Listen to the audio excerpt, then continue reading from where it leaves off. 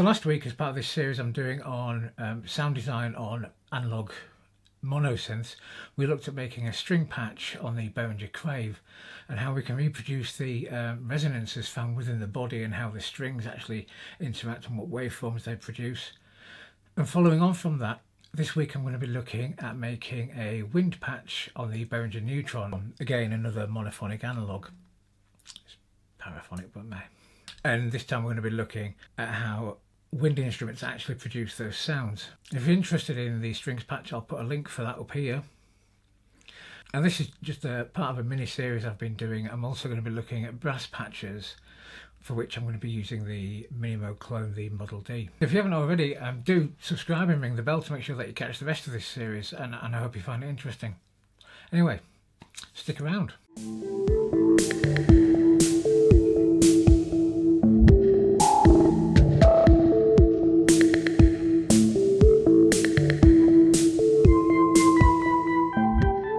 So hey, welcome back.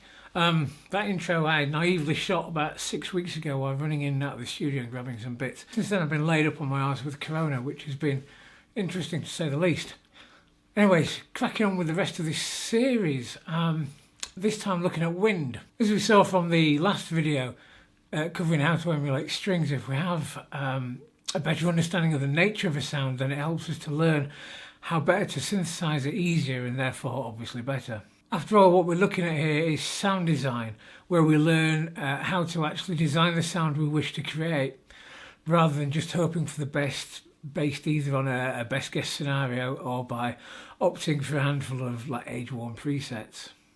Now naturally, all acoustic sound is created by movement of air, caused either by vibration, percussively, for example, by hitting something, or by the movement of a string causing it to vibrate. But in this case, the instrument has to make the air or wind which is blown into it oscillate in the same way. And it's in this oscillation or vibration at certain frequencies that gives us the harmonics. Now the harmonics are obviously frequencies which are in harmony with the second harmonic vibrating twice the frequency or speed of the first, and the third at 3 times the frequency of the first, and so on. And it's the amplitude of each of these harmonics that determines what shape or waveform is created. But that's another story for another time, but for the time being, just bear it in mind.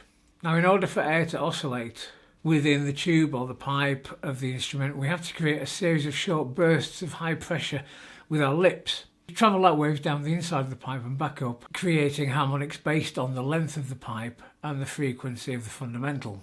I'm sweating with this corona, man. This is really not very nice. Now, there's a whole ton of science on this regarding air pressure and pipe lengths, which can be found elsewhere online should you really want to study the theory further. And although you might not want to study it in depth, it's well worth checking out and reading. Anything like that's kind of interesting. It just helps us to think, and it changes the way that we think as well, which is what we're looking at here. Going back to look at one of the most basic of wind instruments, the recorder. With the recorder, rather than it being our lips which excite the air, it relies on the open edge of the pipe at the mouthpiece. That creates the disturbance which causes the same bursts or pulses of air within the actual pipe, which in turn generates the waves inside it. Now, since the recorder is mostly an open pipe, then its fundamental wavelength is double the distance of the pipe between the open edge at the mouthpiece and the open end at the other end. It also produces all of the overtones in the harmonic sequence.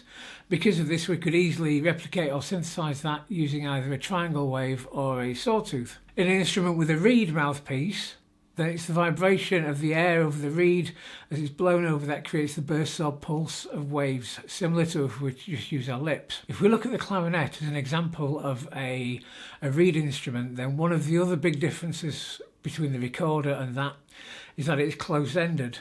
Now, since it's a closed pipe, its lowest note is 4 times the length of the instrument, and it contains only odd harmonics. And the only basic waveform which contains only odd harmonics is the square wave. So if we're looking at synthesizing a clarinet, then we'll be looking at using the square wave. Now, we can determine the harmonic content in our synthesizers by our choice of oscillator waveform, what filter and resonance we apply to it, and through the use of envelopes to attempt to recreate a similar sound to our chosen original instrument. So just to recap on these parts, an open pipe gives us a wavelength twice the distance of the open pipe with the full range of harmonics, typically a triangle or saw, whereas a closed pipe gives us a wavelength 4 times the length of the pipe and only contains odd harmonics as is found in the square wave. Another example of an open pipe is a panpipe, which is open at one end, the top end, and closed at the bottom, it's plugged, which works really in reverse of the recorder. With the recorder our mouths closed, the top end and the bottom end is open. However, that reversal in changing the open end to be the energizing end inverts the waveform created,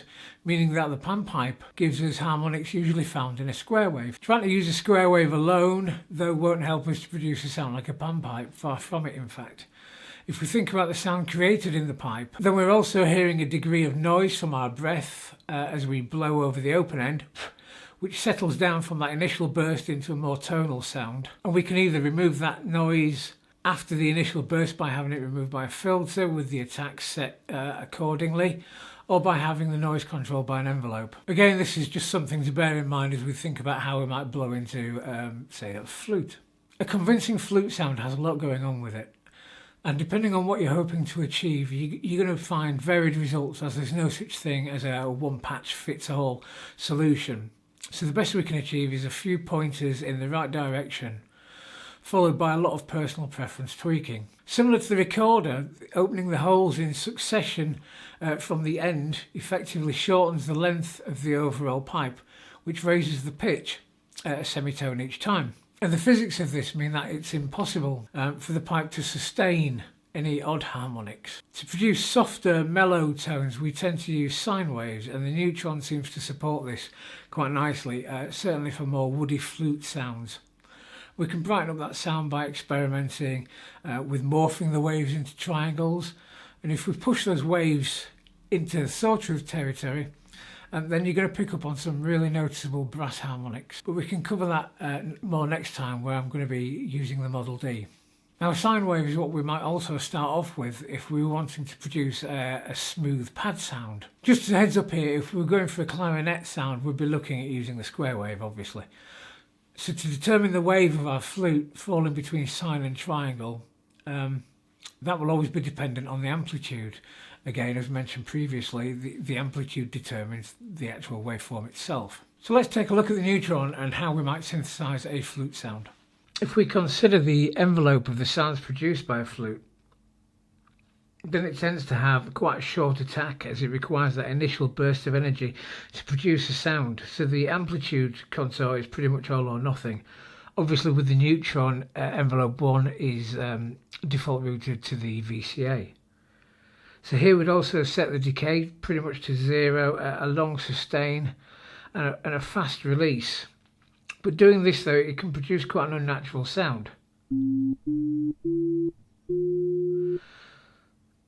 So we can compensate for this by extending the release time to where it overcomes this without it sounding like an unnaturally long release.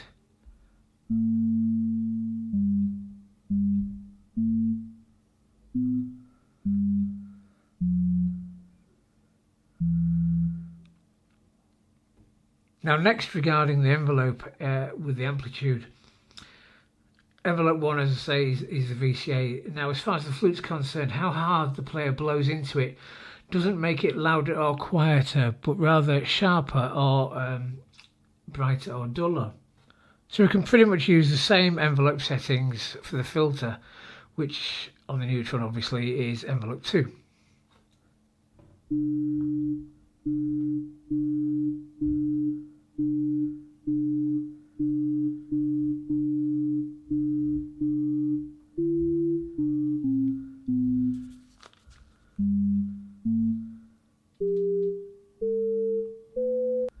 Now, the flute doesn't go in much for either pitch or amplitude modulation, but the blowing pressure from a trained player can vary either of these by give or take 10% on the mixed signal, which is approximately 5 to 6 Hz, and applied to the low pass filter with the keyboard CV affecting the oscillator pitch, which is pretty much standard routing.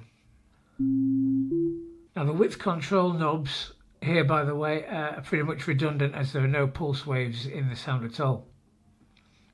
Now, we can also replicate that shift, the initial burst of energy, by adding a tiny bit of noise into the equation.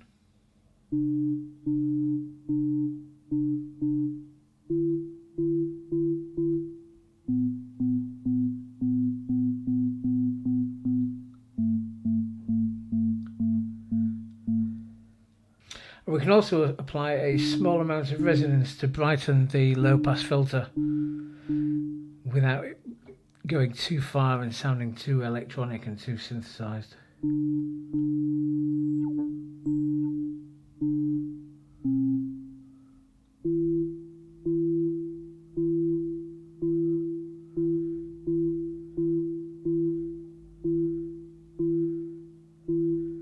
So just to recap, what we're really looking for here are using the sine waves and how we use the envelopes to contour and shape that sound, and adding resonance for the brightness also.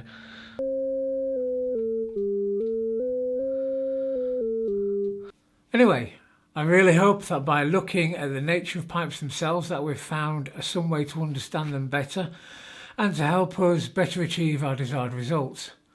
At some point over the next couple of weeks, I'm going to be wrapping this up by looking at a few brass instrument sounds and how we can go about designing some of those on other semi-modular gear, more likely than not the Minimoog inspired Model D. As ever, like, comment, subscribe, drop any questions down below.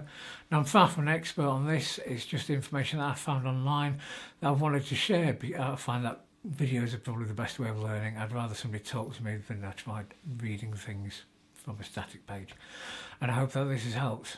So, many thanks.